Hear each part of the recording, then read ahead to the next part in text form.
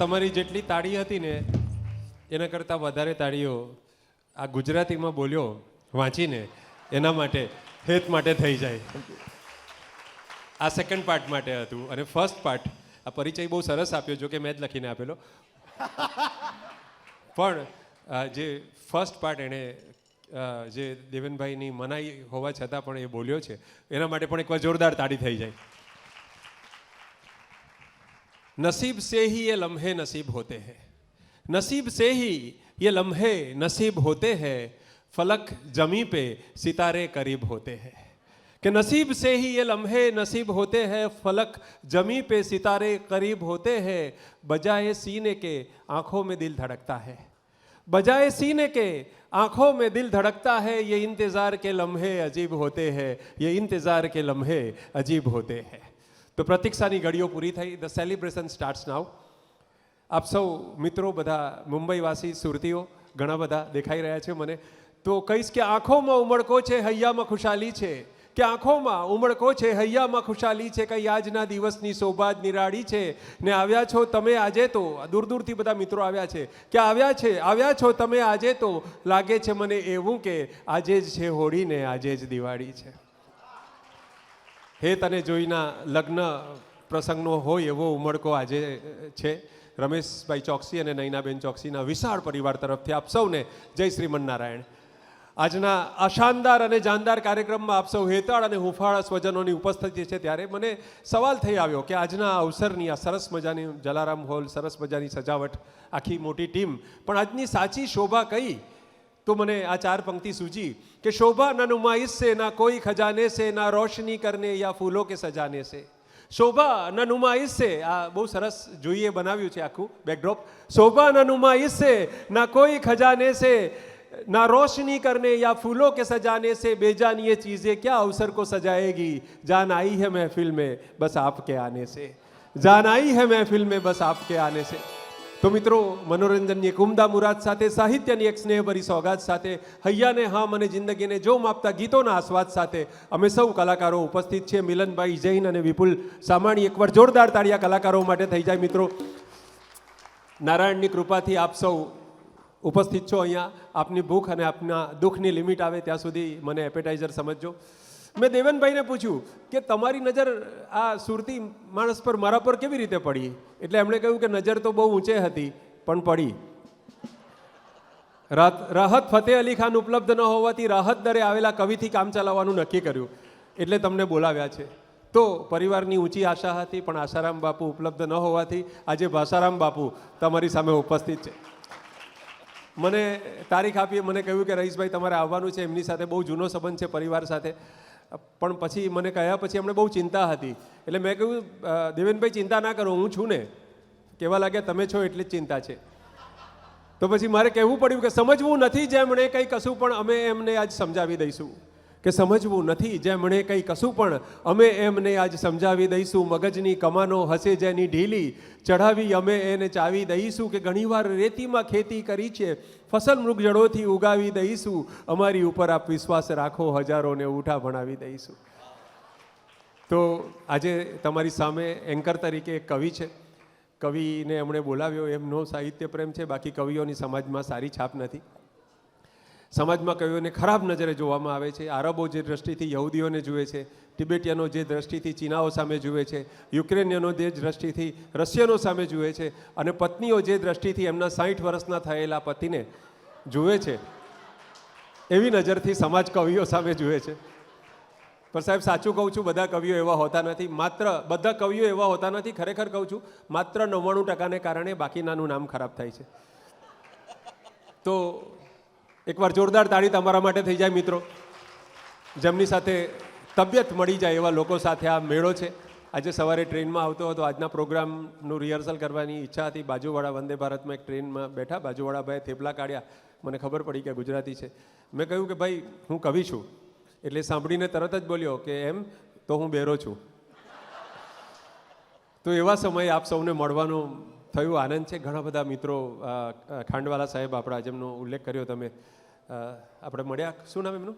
નરેશભાઈ ખાંડવાળા, એટલે 91 યર્સ એવા વડીલો અહીંયા આજે ઉપસ્થિત છે. ત્યારે 4 પંક્તિ સાથે શરૂ કરીશ. कि दर्द सुनना या सुनाना हो तो हमसे मिलना, थोड़ा हंसने का इरादा हो तो हमसे मिलना, वैसे कई लोग मुलाकात के काबिल होंगे, तुमको खुद से कभी मिलना हो तो हमसे मिलना। તો આજના પ્રોગ્રામ માટે દેવેનભાઈની બહુ અભદ્ર અને અનુચિત કહી શકાય એવી ઈચ્છા એવી હતી કે આજનો પ્રોગ્રામ લો પ્રોફાઇલ રાખવો, એટલે કે એમના વિશે કંઈ જ ન કહેવું. દેવેનભાઈ વિશે કોઈ વાત મને કડક સૂચના આપવામાં આવી છે કે એવું બોલવાનું નથી કે ફાઇનાન્સના વિઝાર્ડ છે, એવું બોલવાનું નથી કે ઇન્વેસ્ટમેન્ટમાં એ વેટેરન છે, એવું બોલવાનું નથી કે વારે ઘડીએ ટીવી પર આવે છે, બધે લેક્ચર આપવા જાય છે, કશું જ બોલવાનું નથી. આજે એમનો જન્મદિવસ છે એવી જાહેરાત પણ કરવાની નથી, એમના માટે તાળી પણ ઉઘરાવવાની નથી. એટલે હું તમને કહેવાનું નથી કે તાળી વગાડો, એમનો જન્મદિવસ છે એ વાત આપણે બિલકુલ ખાનગી રાખવાની છે સાહેબ.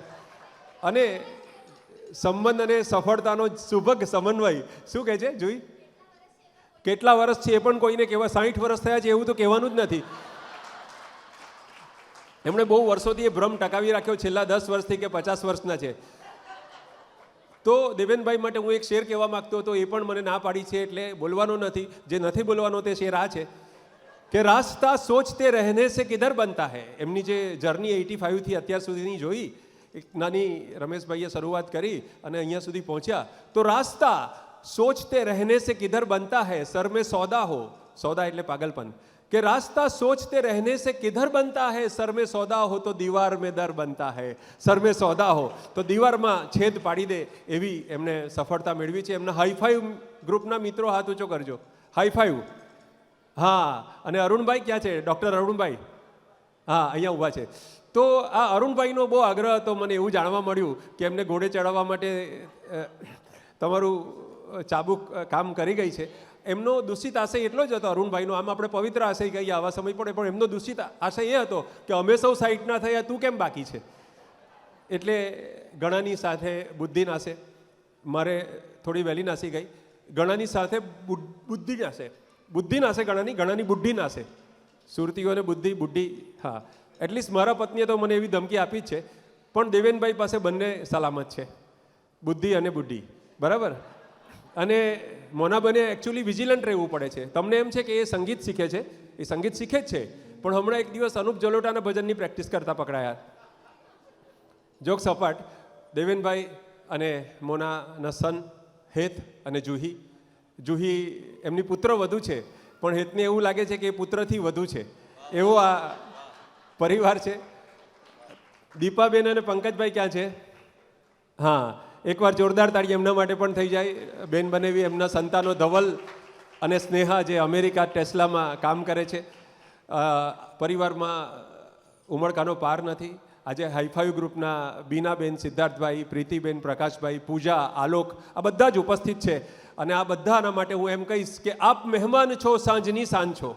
તમારામાંથી પ્રત્યેક, આ કોઈ સાદો સીધો સંગીતનો પ્રોગ્રામ કરીને કલાકારો ચાલી જાય એવું નથી. આ તમારા માટે પ્રોગ્રામ છે એટલે તમારી બધાની બરાબર હું નોંધ લઈશ કે આપ મહેમાન છો, સાંજની શાન છો, દિલના દેવાલયે આપ ભગવાન છો, શોભ્યા વૈભવ બની, ટવક્યા કલરવ બની. આપણે શું કર્યું છે ચોકસી પરિવાર માટે? દેવેનભાઈ કહે છે કે શોભ્યા વૈભવ બની, ટવક્યા કલરવ બની, જિંદગી આપની સંગે ઉત્સવ બની, જિંદગી આપની સંગે ઉત્સવ મળી. તો આ સગાઓનો નહીં સ્વજનોનો મેળો છે, અતિથિઓની નહીં દોસ્તોની આ મહેફિલ છે. ત્યારે એટલું જ કહીશ કે દોસ્તી છે ક્યાં કોઈ વ્યવહાર છે, વહાલનો હર આંખમાં ઉપહાર છે, ને ઉત્સવોની રાહ હું જોતો નથી, તું મળે છે એટલે તહેવાર છે. તો આજે ઇન્દ્રાણી ભટ્ટાચાર્યજી, સૌરભ મહેતા અને દિગ્વિજય જેવા ખમતીધર ગાયકો, મુંબઈના મ્યુઝિકલ માસ્ટરીઓ વિપુલભાઈ અત્યારે હા મારી પાછળ, અને મિલન જૈન, આ માતબર વાદ્યકારોની એક આખી ટીમ, એની સાથે મિલનભાઈ જૈનની આખી ટીમ, અને 12મા ખેલાડી જેવો હું ઉપસ્થિત છું. કલાકારો રોમેન્ટિક ગીતોનો રસથાળ વેરાવશે. મારું રોમેન્ટિક છે એટલે હું થોડી એન્ટિક વાતો કરીશ. ગાયકો તમને ઉઠવા નહીં દે, હું તમને ઊંઘવા નહીં દઉં. ગાયકોનો તમને વિશેષ પરિચય હું આપવાનો નથી, કેમ કે એમણે કહ્યું છે કે અમે જ પરચો આપીશું, તમે પરિચય ના આપતા. વિપુલભાઈને મેં કહ્યું છે, વિપુલભાઈ સાંભળજો, કે માઇક હું થાઉં અને તું મંચ થા, ખાઉં હું ડિનર અને તું લંચ ખા, આ ગામનું કલ્યાણ કરીએ આપણે, હું તલાટી થાઉં તું સરપંચ થા. તો આજની સાંજની શરૂઆત સારેગામાપા, આપ બધા જોતા હશો તો સારેગામાપા ફેમ એક સુંદર મજાના કલાકાર દિગ્વિજય આચાર્યજી આજે આપણી સાથે છે. જોરદાર તાળી સાથે હું દિગ્વિજયને મંચ પર બોલાવીશ, એક શેર એમના માટે કહીશ. दिग्विजय जी, आपके लिए एक शेर में सुनाता हूँ। वैसे में जो गुजराती आती है, लेकिन हिंदी में सुनाता हूँ आपके लिए। 100 चांद भी निकलेंगे तो क्या बात बनेगी, 100 चांद भी निकलेंगे तो क्या बात बनेगी, आप आओ तो इस शाम की औकात बनेगी, आप आओ तो इस शाम की औकात बनेगी। बहुत बहुत शुक्रिया सर।